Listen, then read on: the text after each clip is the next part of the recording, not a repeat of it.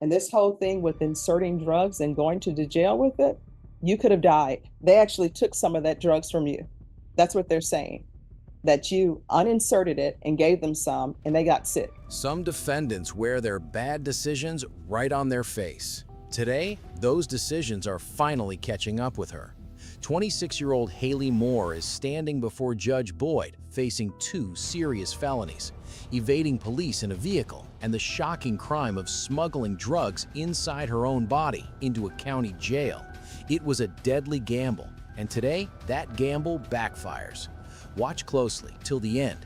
That's when Judge Boyd goes off the record to deliver a brutally honest reality check that this young woman will never forget. All right, and this is a plea to 2 cases? Yes, Your Honor. Each time you come before me, you have more and more tattoos. Yeah. Oh. All right, court is calling 2024 CR 1853, 2024 CR 008966, State of Texas versus Haley Lauren Moy. Moy, could I have parties announced for the record for the state? Antonio Ariola. Defense? Robert Gear, Your Honor. And are you Miss Moy? Yes, ma'am. Counsel, have you received all of the discovery? We have, Your Honor. Did you review it with your client? Yes, we. Are there any applications? No, Judge. Court will find that the state is in compliance with discovery. And each cause number, did you review the true bill of indictment with your attorney? Yes, ma'am. Did you understand it? Yes, ma'am. Counsel, do you waive the reading of the indictment? Yes, we do, Your Honor. State, in 1853, are you proceeding on the indictment as presented? It appears that you are. The evading.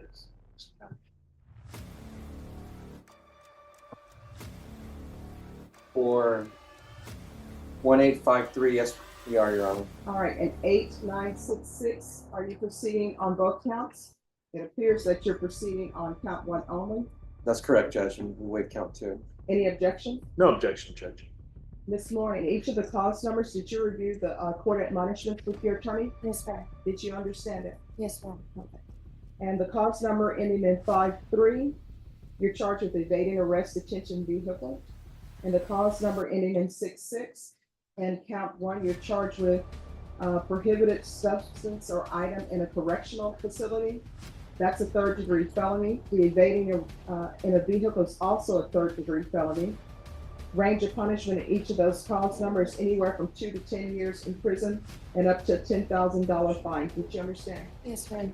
If you have a plea bargain agreement with the state, the court does not have to follow your plea. If for any reason the court does not follow your plea and gives you more than you bargained for, the fact that you entered a plea will not be used against you and you will be allowed to withdraw your plea. Did you understand? Yes, ma'am. Did you understand in each cause number you have a right to jury trial, a right for you or your attorney to cross-examine and confront any witnesses the state will call, and the right to remain silent? Did you understand it? Yes, ma'am. Did you understand by entering this plea you were giving up those rights? Yes, ma'am.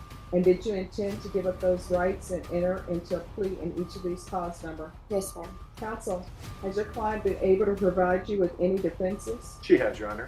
Do you believe she has a rational as well as a factual understanding of the charges against her? I believe that she does, Judge.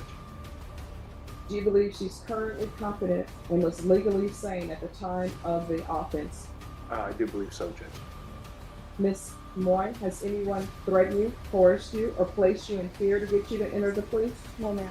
Anyone promised you anything other than the plea? No, ma'am. Are you satisfied with the way you've been represented? Yes, ma'am. Are you a U.S. citizen? Yes, ma'am. And each cause number, the court will find that the defendant has knowingly and voluntarily waived her right to jury trial. And each cause number, did you review the plea bargain pages? Yes, ma'am. And the cause number ending in 5-3, according to the plea, punishment is to be assessed at 4 years in the prison. There's a $2,000 fine. There are no applications. This will run concurrent with 2024 CR 008966. The state will take in consideration 2024 CR 1854, and there's to be restitution, if any, to Samuel Brazier, Brazier. And the cause number ending in 66, according to the plea, state is proceeding on count 1. Punishment is to be assessed at 4 years in the prison. There's a $2,000 fine. There are no applications. This will run concurrent with 2024 CR 1853. The state will take in consideration 2024 CR 1854.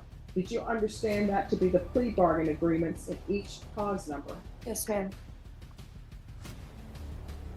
Did you review the waiver of appeal paragraphs in each cause? Yes, ma'am. Did you sign it in both places? Yes, ma'am. Did you understand by signing that you're waiving your right to appeal?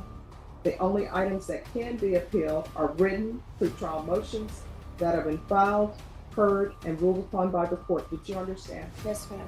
Counsel, in either cause number, has there been any such motion? There have not been, Judge. Then in each cause number, how do you plead? Guilty, not guilty, or no contest? No contest. State, in each cause number, do you have any evidence? Yes, Judge, state offers State's Exhibit 1 with attachments under each cause number. Defense is reviewed, Judge. We have no objections. In each cause number, did you review the waiver and stipulations with your attorney? Yes, ma'am. Did you understand it and sign it in all the appropriate places? Yes, ma'am. Again, did you understand you have a right to jury trial, a right for you or your attorney to cross-examine and confront any witnesses the state will call, and the right to remain silent? Yes, ma'am. Did you understand that today the state would be presenting evidence in the form of witnesses' statements and police report, but most importantly, there will be no live testimony? Did you understand? Yes, ma'am. In each cause number, the court will find that defendant has knowingly and voluntarily waived and consented to stipulation of testimony and stipulations. Court will accept into evidence State's Exhibits 1 and attachments, and the court will review the same for sufficiency. Yes, ma'am. All right, in each cause number, after reviewing State's Exhibits 1 and attachments, the court will find there is sufficient evidence to find you guilty, and the court will find you guilty. Are you proceeding with sentencing? Yes, we are, Judge. Anything you wish to say on behalf of your client? Judge, we just respectfully request that the court follow the agreement with the state. All right. Then what the court will do is in the cause number 2024 CR 008966, court will find you guilty, sentence you to 4 years in the prison, give you credit for any time served. There's a $2,000 fine. All right, what the court will do, in that cause number, the court will sentence you to 4 years in the prison, give you credit for any time served. There's a $2,000 fine. Time and money will run concurrent. This will run concurrent with 2024 CR 1853. I'll take in consideration 2024 CR 1854, and I'll ask for the therapeutic community. The therapeutic community doesn't increase the time that you're in custody, but maybe that can help you when you're released. And then in cause number 2024 CR 1853, the court is finding you guilty. The court will sentence you to 4 years in the prison, give you credit for any time served. There's a $2,000 fine. Time and money will run concurrent. This will run concurrent with 2024 CR 008966, taking consideration 2024 CR 1854, and there's to be restitution, if any, to Samuel Brazier. And I'll also request the therapeutic community. Again, the therapeutic community is there to help you if you have any type of mental health issues or medical issues. So if you serve 4 years, they won't keep you because you haven't completed the therapeutic community. I do not have jurisdiction to force them to let you be in the program or to order them to place you in the program, but I think it's something that you probably need, okay? All right, in each of the cause numbers, did you review the document entitled Trial Court Certification of Defendant's Rights to Appeal? Yes, ma'am.